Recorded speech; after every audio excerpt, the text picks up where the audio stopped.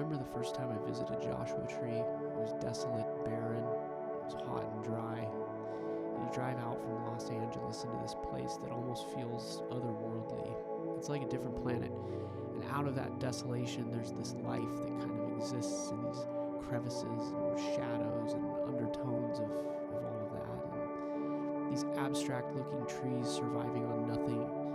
And it's almost as if they're reaching their branches to the heavens and thanking God for the ability to exist in this barren desert. And that speaks a lot to me. My spirit feels a lot of that living in Los Angeles. Beneath the glitz and the glamour and the entertainment, the parties and celebrities, there's this undercurrent of a dry and desolate desert sand foundation, metaphorically. And I find myself there as if to discover ways in which I can stretch my hands upward in some form or another through my work. And I think there's this undeniable honesty of the desert. There's no place to hide in the shade. Survival is tough, and metaphorically that idea just really resonates with me. And I think my life to this point has always been to seek honesty in my work, as if each expression of something comes from an honest place. And in the desert, you're surrounded by nothing but honest, dry, hot desert wasteland in the most honest form. And you can't escape it, you can't cover it up. The desert forces you to be honest. And so I've wanted to go out and record an album there for many years, and after my first journey to the desert, I've done it many more times, visiting different places, meeting interesting people, and sleeping under the hot, starry sky at night. And nighttime in the desert is something is just really special. Look up, you see the Milky Way in the clearest form, satellites passing by, you can hear the howl of the coyotes in the distance.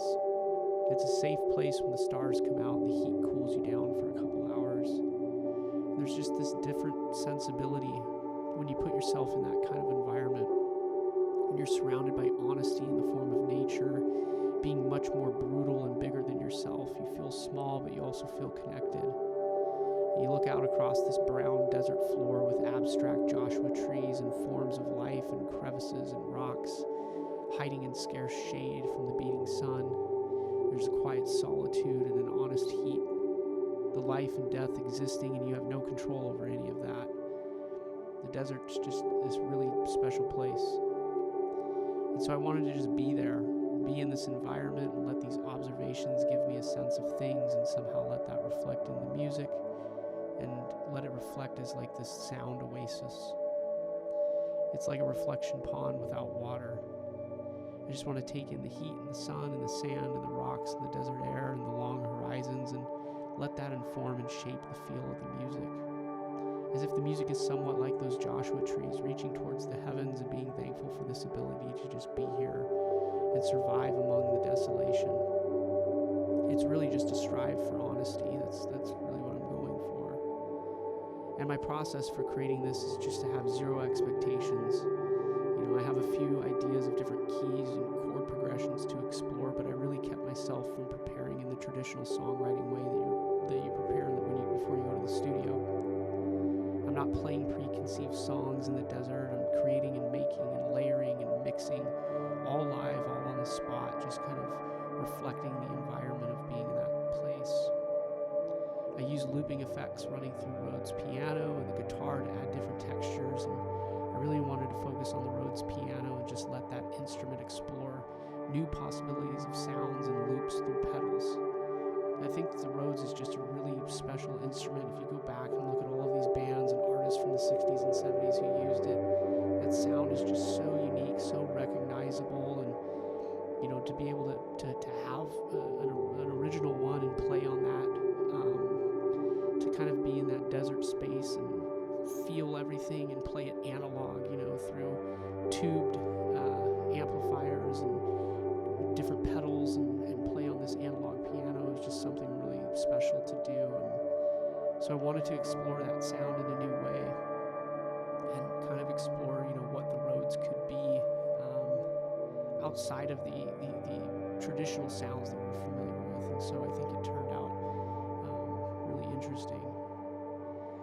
And I gave myself a really short timeline because I think that creativity emerges when you put yourself on a timeline and push yourself to be under this pressure. And I think the feelings and the emotions and the reflection kind of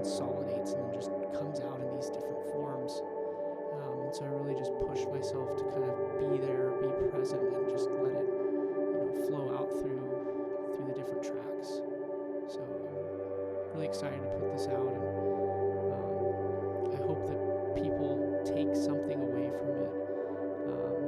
I think I like to create music that doesn't need words, where it allows people to exist in a space that they can feel things for themselves, and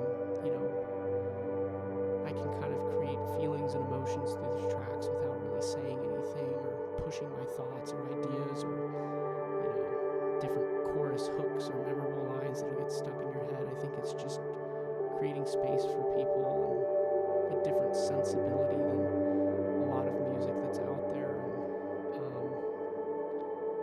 And I think that this is a really unique experience because it's creating that space through an instrument and a process and an idea that was kind of reflective of this really special environment to me, and doing it in this very raw, organic, analog.